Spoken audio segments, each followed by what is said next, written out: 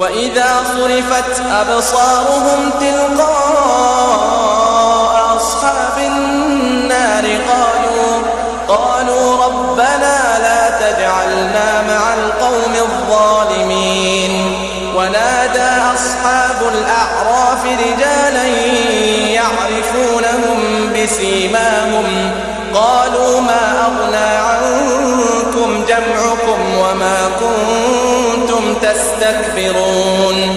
أهؤلاء الذين أقسمتم لا ينالهم الله برحمة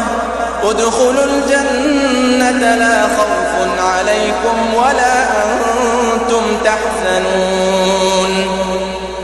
ونادى أصحاب النار أصحاب الجنة أن أفيضوا علينا من الماء أو مما رزقكم الله قالوا إن الله حرمهما على الكافرين الذين اتخذوا دينهم لهوا ولعبا وغرتهم الحياة الدنيا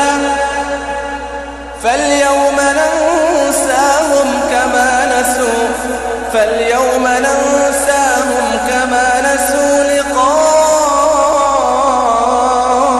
يومهم هذا فاليوم ننساهم كما نسوا لقاء